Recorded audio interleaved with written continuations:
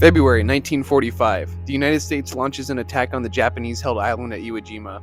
Marked as D-Day Iwo Jima, the U.S. 3rd, 4th, and 5th Marine Divisions, as well as the Army's 147th Infantry Regiment, launched an amphibious assault of epic proportions to combat the Japanese infantry stationed on the island.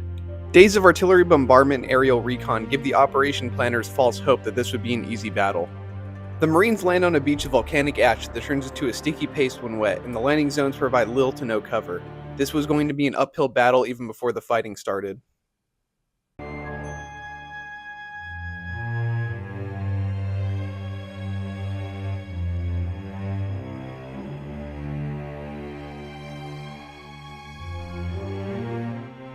The Japanese station on the island, commanded by Lieutenant General Tamamichi Kuribayashi, knew that there was no winning this battle, and made it his mission to make it as hard as possible for the Americans to take the island.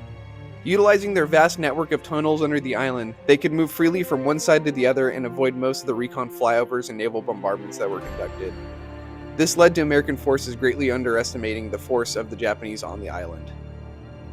Once the fighting started, about a half an hour into the invasion, it completely took the US forces by surprise as their enemy was very underestimated. The island seemed more ominous, more deadly with each report. There were more troops than we had thought, more installations, very little damage from our bombing. Most of our veterans were gone, and in their place, we had skinny kids who had no business being there at all. The Japanese had made the island to the perfect killing field to maximize their killing potential. The Japanese forces waited for the Marines to establish a beachhead and get comfortable before the pre-sighted cannons embedded in Mount Suribachi began to fire. Hidden pillboxes that created fatal funnels were treacherous, leading to the heavy utilization of flamethrowers and explosives to destroy these bunkers. On February 23rd, the Marines of Easy Company from the 5th Marine Division finally reached the summit of Mount Suribachi and raised the American flag to symbolize its taking.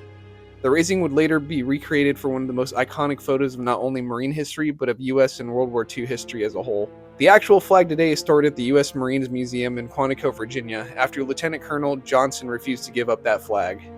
After the securing of Mount Suribachi, efforts focused on liberating the rest of the island. As brutal of fighting the initial days of the invasion were, the continued invasion north would prove to be even more difficult in the days following. The Marines had now become aware of the vast tunnel network under the island, and they would have to deal with the problem. Most of the Japanese in the tunnels would refuse to exit, even when promised fair treatment from the US Marines and their interpreters. Most of them refused.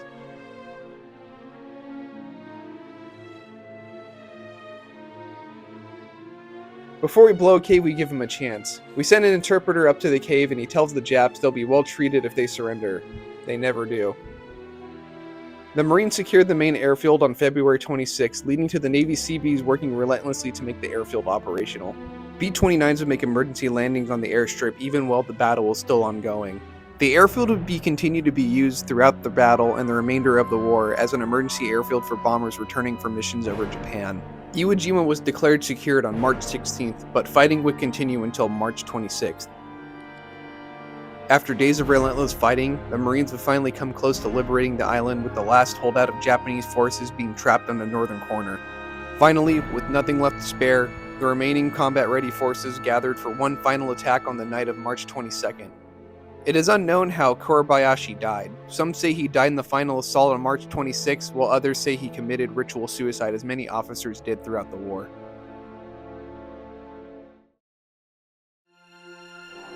After everything they've been through, the Marines claim victory after 36 days of brutal fighting and give the Army Air Force access to an emergency airfield to land after bombing missions on mainland Japan.